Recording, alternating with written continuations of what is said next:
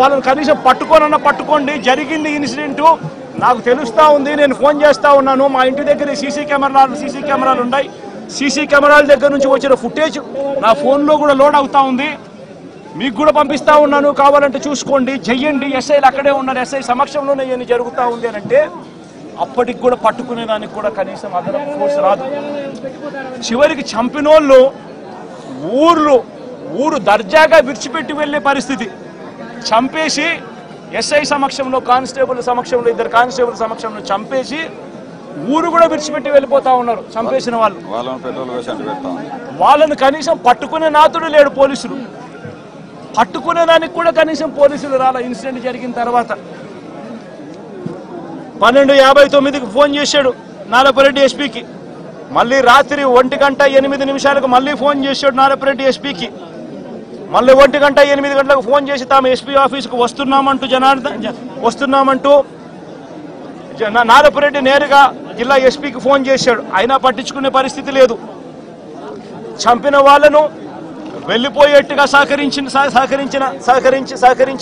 సహకరించిన పోలీసులు ఆ తర్వాత మళ్ళీ 3:18 మళ్ళీ ఎస్పీకి మళ్ళీ నారపరెడ్డి ఫోన్ చేశాడు. హంతకుల ముఠాలో ఒక వ్యక్తిని అతి కష్టం మీద మేము పట్టుకోగలిగినాము. ఆ పట్టుకున్న వ్యక్తిని మీ దగ్గరికి తీసుకొని వస్తాము, మీకు సరెండర్ చేస్తున్నాము, ఆ మనిషిని తీసుకోండి, మీరు అరెస్ట్ చేసి మిగతా వాళ్ళని కూడా పట్టుకునే కార్యక్రమం చేయండి అని 3:18 ఆయన ఫోన్ చేస్తాడు. మీ దగ్గరకు ఆఫీస్కి వచ్చినాము, ఆఫీస్ బయటనే మేము ఉన్నాము, దయచేసి మీరు రండి అని చెప్పి ఎస్పీకి చెప్తాడు. చివరికి ఎస్పీ రాత్రి 3:20 నారపరెడ్డికి ఫోన్ చేసి మీరు పట్టుకున్న రమణ అనే వ్యక్తిని నంద్యాల 3 టౌన్ పోలీస్ స్టేషన్లో అప్పగించాలని చెప్తాడు ఎస్పీ. తర్వాత కొందరు పోలీసులు వచ్చి రమణను ఎస్పీ ఆఫీసులోకి తీసుకుపోయారు. ఇంత దారుణంగా జరుగుతూ ఉంది. అంటే నేను అడుగుతా ఉన్నట్టు కొన్ని సూట్ ప్రశ్నలు నేను అడుగుతా ఉన్నా. నేను ఒకటే అడుగుతా ఉన్నా, ఈ గ్రామంలో ఈ ఘటన జరుగుతూ ఉంది అని చెప్పి మీకు ఫోన్లు వచ్చినాయి. ఫోన్లు వచ్చిన తర్వాత ఎస్ఐ వచ్చినాడు, కానిస్టేబుల్ సమక్షంలో జరుగుతూ ఉన్న విషయాలు చూశాడు. చూసిన తర్వాత కూడా ఎందుకు అడిషనల్ ఫోర్సు ఈ గ్రామానికి రాలేదు? నా మొట్టమొదటి ప్రశ్న, ఎందుకు రాలేదు? తర్వాత ఎస్ఐ సమక్షంలోనే ఏకంగా మారణకాండ చేస్తూ మనుషులను చంపేసే స్థాయిలోకి చంపేసిన తర్వాత కత్తులతో ఇలా నరికి ఇంకా పలువురిని గాయపరిచిన తర్వాత కూడా ఎందుకు వాళ్ళందరూ కూడా ఈ కార్యక్రమం చేసి మళ్ళీ గ్రామం వెళ్ళిపోయేదాకా వాళ్ళని ఎవరు ఎందుకు పట్టుకునే కార్యక్రమం చేసేదానికోసం కూడా ఎందుకు పోలీసులు రాలేదు? నేను అడుగుతా ఉన్నా ఈ ప్రశ్నలన్నిటికీ. ఎవరు ప్రోద్బలం ఉంది? ఎవరు ఈ పోలీసులను ఆడిస్తా ఉన్నారు? ఏకంగా ఎస్పీ, ఏకంగా సిఐ, ఏకంగా డిఎస్పీలు ఏ ఒక్కరూ కూడా అడిషనల్ ఫోర్సును పంపించుకోకుండా పగడ్బందీ ప్లాన్ ప్రకారం మనుషులను చంపేసిన వాళ్ళు ఊర్లు కూడా విడిచిపెట్టి వెళ్ళిపోయే పరిస్థితి క్రియేట్ చేసి అప్పటికి కూడా ఫోర్స్ రాకోకుండా కూడా వీళ్ళు ఆపగలిగినారు అని అంటే ఏ స్థాయిలో కుట్ర జరుగుతూ ఉంది అన్నది, ఏ స్థాయిలో రాజకీయ నాయకులు, పోలీసులు, ఏ స్థాయిలో వీళ్ళందరూ కూడా కూడబలుక్కొని భయానక వాతావరణం క్రియేట్ చేస్తూ ఉన్నారు అని చెప్పడానికి ఇది ఒక నిదర్శనం కాదా అని అడుగుతా ఉన్నా. నిజంగా లా అండ్ ఆర్డర్ ఉందా అని అడుగుతా ఉన్నా. ఈ రాష్ట్రంలో ఈ ఒక ఘటనే కాదు, ఈ రాష్ట్రంలో జరుగుతూ ఉన్న ప్రతి ఘటన ఇదే మాదిరిగా ఉంది. మనం వినుకొండకు నేను వెళ్ళా, నడి రోడ్డు మీద రఫీ అనే పిల్లోడిని నడి రోడ్డు మీద నరికారు. రఫీ అనే పిల్లోడిని నరికారు. ఇలాంటి ఘటనలన్నీ కూడా రాష్ట్రంలో చాలా జరిగాయి. దాదాపుగా 30కి పైగా ఇదే శ్రీశైలం కాన్స్టిట్యున్సీలో ఇంకొక రైల్వే స్టేషన్, ఈయన పేరు సుబ్బరాయుడే, దాసు. వాళ్ళ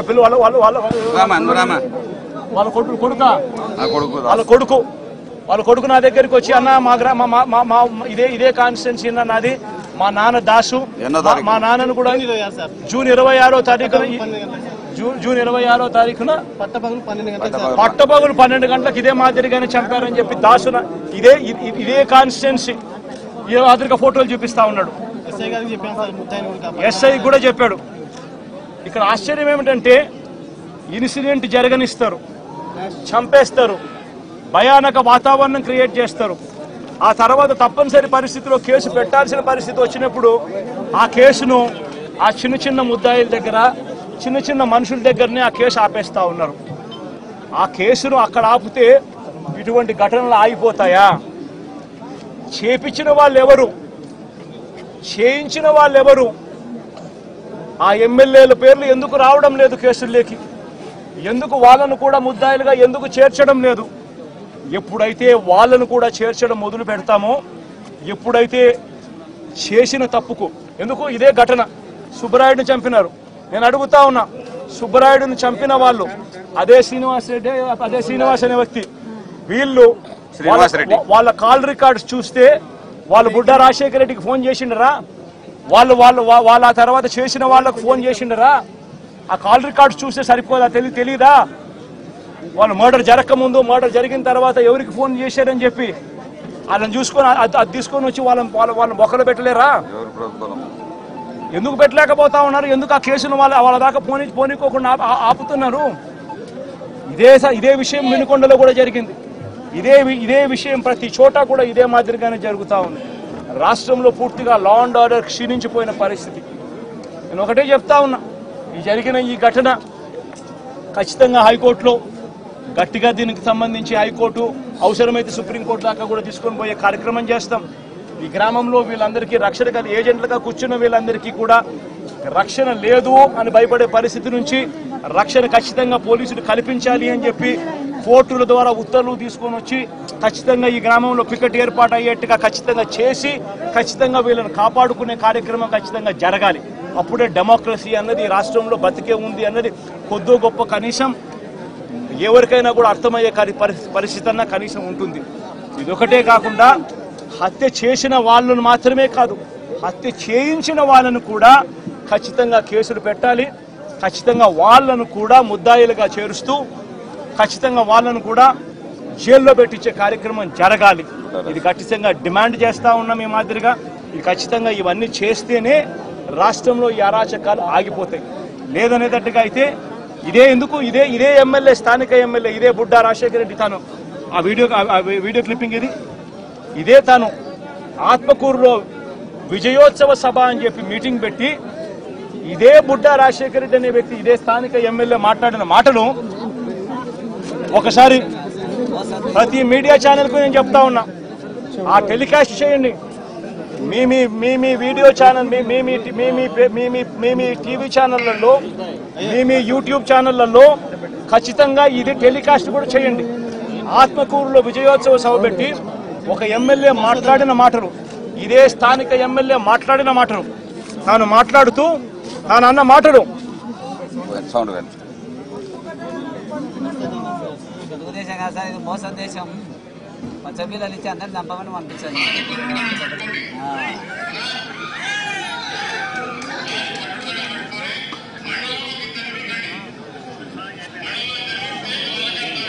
పట్టుటల ఫ్యాక్టరీ పెడతాడంట, దాన్ని ఎవరన్నా కొట్టండి చంపండి నేను ఉండా పబ్లిక్ మీటింగ్లో పైకి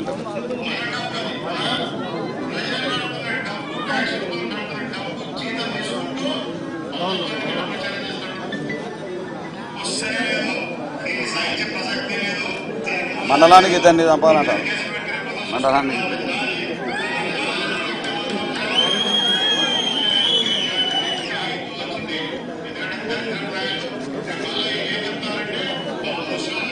నేను అడుగుతా ఉన్నా, ఇది సోషల్ మీడియాలో ఉంది, ఇది వైరల్ అవుతా ఉంది. ఎందుకు ఆ మనిషి మాట్లాడిన మాటలేంటి? మండలానికి మీరు ఇద్దరిని చంపండి, నేను ఉంటాను, నేను పోలీసుని నేను చూసుకుంటానంటాడు. మీరు దాడులు చేయండి, మీరు దాడులు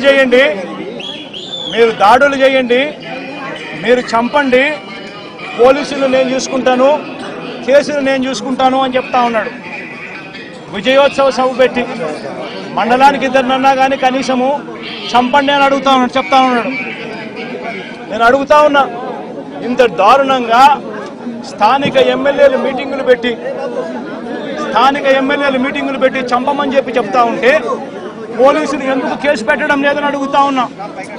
లా అండ్ ఆర్డర్ బతకాలి అనంటే, ఇది ఆగిపోవాలి, రాష్ట్ర వ్యాప్తంగా కూడా ఆగిపోవాలి అనంటే చంపిన వాళ్ళను మాత్రమే ఇరికించడం, చంపిన వాళ్ళను మాత్రమే కాదు కేసులో పెట్టడం, ఆ చంపిన వాళ్లకు ప్రొటెక్షన్ ఇచ్చే వాళ్ళను కూడా ఎప్పుడైతే స్టేషన్లలో పెట్టడం మొదలు పెడతామో అప్పుడే ఈ రాష్ట్రంలో లా అండ్ ఆర్డర్ నిలబడుతుంది.